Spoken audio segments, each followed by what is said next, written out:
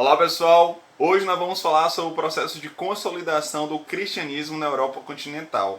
Só que se você ainda não assistiu o meu vídeo em relação ao processo de legitimação, ou seja, o meu último vídeo sobre o processo de cristianização, vai lá, assiste esse vídeo e depois volta para cá.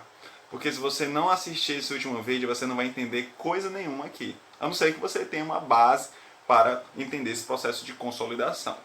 Beleza? Pois bem, então eu quero que vocês entendam que com a fragmentação do poder político, ou seja, com a decadência do Império Romano do Ocidente, devido a diversas invasões dos povos germânicos, nós tivemos assim os povos indo para o espaço rural, formando diversos reinos. Nós vamos ter os vândalos, os visigodos, os ostrogodos, os francos, os anglos, os saxões. Só que eu quero que você preste atenção, em especial o reino franco, porque vai ser muito importante para entender como a Igreja Católica, como o cristianismo fez com que se perpetuasse durante um bom tempo nessa Europa. E até hoje está tão presente. Então, eu quero que você preste atenção. Reino Franco. No Reino Franco nós vamos ter diversos conflitos, diversas dinastias, só que uma vai se caracterizar como a principal. Será a dinastia Merovingia. Clovis, devido a diversas batalhas com outras dinastias, ele acabou conseguindo o poder e assim homenageou o seu avô, Meroveu. Por isso que a dinastia é chamada de Merovingia. E ele, até então, não era católico. O que vai acontecer? Ele expandia o reino franco através das armas, expandindo suas fronteiras, conseguindo novos espaços, como os espaços onde estavam os ostrogodos, os visigodos. Só que de maneira muito inteligente, ele também conseguiu alianças políticas através de um casamento com a princesa Clotilde, do reino da Burgúndia. Como eu falei para você, Clovis não era cristão católico, ele era um pagão, um politeísta. Só que Clotilde, ela era cristã.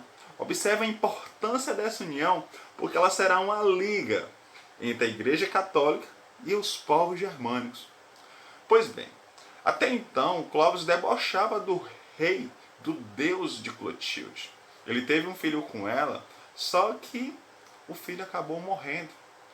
E ele falou para ela: teu Deus não serve de nada, o meu Deus tê-lo-eu criado, tê-lo-eu salvado. E ela ficou quietinha, só observando essa forma bruta de Clovis. Até que numa batalha contra os alamanos, ele prestes a perder, ele acabou solicitando ao Deus de Clotilde: se tu és um Deus tão importante, tão poderoso, se conseguir fazer com que eu vença essa batalha, eu me converto ao cristianismo. Pois foi exatamente isso que aconteceu. Clovis venceu a batalha e conseguiu assim um grande sucesso. Só que ele se convertendo ao cristianismo em 496, eu quero que você entenda que essa conversão, muito mais do que simplesmente uma conversão religiosa, ela é também uma conversão política. Porque o reino daquela época, o Estado naquele tempo, não é como conhecemos hoje, nessa formação contemporânea. É como se fosse uma propriedade privada. Se o rei ele se tornou cristão, todo mundo agora virou cristão. Ou seja, nós temos aí a Igreja Católica, o cristianismo começando a ter novamente força agora dentro do Reino Franco. E isso foi se expandindo. Ele continuou expandindo as suas fronteiras, só que consequentemente ele acabou morrendo. Os reis sucessores de Clovis, eles ficaram conhecidos como reis indolentes. Justamente porque os caras só queriam saber de passear, de caçar, de torneios, de festas. Por isso que eram chamados de reis indolentes. Eram os playboys da época. Acontece que quem governava mesmo o reino era o mordomo do paço, conhecido também como prefeito do palácio. E vai ter um aí que vai se destacar muito, mas muito mesmo. O nome dele era Carlos Martel. O que foi que fez com que ele se destacasse tanto? Ele simplesmente conseguiu refrear o avanço dos muçulmanos que vinham da região da África, passando pela Península Ibérica e chegando na Europa continental. Na famosa Batalha de Poitiers, em 732, Ou seja, se ele não tivesse vencido essa batalha, provavelmente nós estaríamos no universo islâmico, já que nós estamos falando do século 8, antes do dito descobrimento do Brasil, entre aspas, viu? Pois bem, então, consequentemente, ele fazendo esse refreamento dos muçulmanos no território da Europa continental, nós vamos ter o Carlos Martel ganhando bastante prestígio. E seu filho, Pepino o Breve, se achou no poder, no direito de aprisionar o legítimo rei da dinastia merovingia, Quildérico. Só que Pepino Breve, se consagrando como rei, ele precisava de quê? De legitimação. Quem legitimava o rei naquele período era a Igreja Católica, que estava passando por dificuldades na Península Itálica, porque eles estavam sofrendo incursões militares, expansão dos bizantinos e dos lombardos. Então o Papa Zacarias, representante da Igreja Católica, ele fala com Pepino Breve: Pepino, preciso de sua ajuda. Eu quero que você vença os lombardos e os bizantinos, porque eles estão conquistando os nossos territórios. Pepino Breve, inteligente, ele: tá bom, posso ajudar, desde que vocês me reconheçam como verdadeiro rei. E assim a Igreja Católica fez uma aliança com Pepino Breve. Agora esse, sendo realmente consagrado como rei, ele consegue os espaços que eram ocupados pela Igreja Católica e expulsar os bizantinos e os lombardos. Isso vai acabar fazendo a formação dos estados pontifícios. Esses estados pontifícios, eles são muito importantes, porque com a independência, com a unificação da Itália em 1871, ou seja, muito tempo depois, nós vamos ter não mais esses estados pontifícios, porque o rei não concedeu espaço para a Igreja Católica. Isso só vai ser resolvido em 1929, com o Tratado de Latrão. Olha a importância dessa união, nós estamos falando do século 8, e de repente isso vai ter repercussões lá no século 20, com a famosa questão romana. Pois bem, então Pepino Breve, ele conseguiu bastante prestígio, foi muito inteligente, e logo na sequência nós tivemos seu filho, Carlos Magno, um grande rei também, que vai se tornar imperador em 800. Ele se tornando imperador, ele tentou modernizar essa região agora do Império Carolíngio, porque Pepino Breve, ele acabou homenageando seu pai, Carlos Martel, definindo assim uma nova dinastia, a dinastia Carolíngia. Se antes nós tínhamos a Merovingia, agora é a Carolíngia. E nessa dinastia Carolíngia, Carlos Magno, filho de Pepino Breve, ele vai fazer uma modernização desse império, como por exemplo, criando agora as escolas. Essas escolas dentro dos monastérios, dentro das abadias. Ou seja, sendo responsabilidade da Igreja Católica. E assim nós vamos ter os monges copistas, que irão copiar, irão relatar todas aquelas obras lá da antiguidade, vão servir de ponte para que esses escritos chegassem até a nós. Olha a importância desses monges.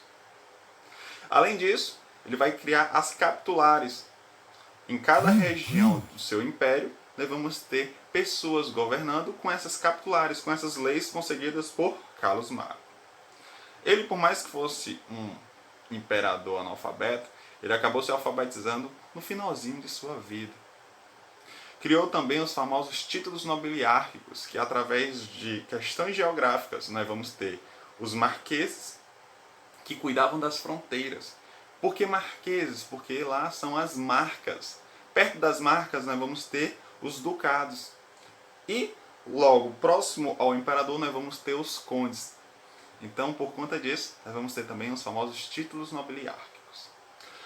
Só que ele foi concedendo espaços para aqueles generais que foram ganhando bastante prestígio, ou seja, ganhando terras, e isso foi dando maiores autonomias, maior independência para esses generais, o que vai possibilitar a formação do feudalismo. Porque até então o feudalismo está num processo de incubação. Só que eu quero que vocês prestem bastante atenção agora. Na Idade Média, quem tinha terra, consequentemente tinha um poder econômico e o poder político. A Igreja Católica já tinha tudo isso. Lembra dos estados pontifícios conquistados por Pipino Breve? Pois bem, só faltava a Igreja Católica ter o monopólio do saber, da interpretação da realidade social. E conseguiu. Quando? Quando Carlos Magno morreu, a Igreja Católica era responsável por cuidar do conhecimento, do saber. Só que ao invés da Igreja Católica ela democratizar o saber, ela monopolizou e começou a manipular, a fazer a famosa interpretação da realidade social. Ou seja, as pessoas ignorantes, sem conhecimento, acabavam acreditando em tudo, ou em quase tudo. E a Igreja Católica fazia: ei, faça isso não, é pecado. Faça isso não, Deus não gosta. E por medo, obediência, as pessoas acabavam obedecendo a Igreja Católica, os seus representantes.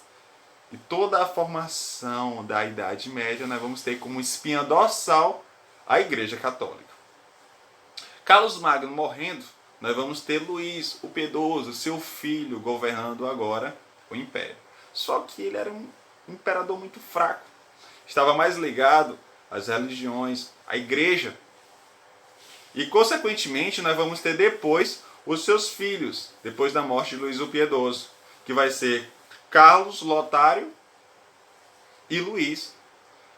E assim, com a formação do Tratado de Verdun em 843, nós vamos ter a divisão do Império Carolíngio.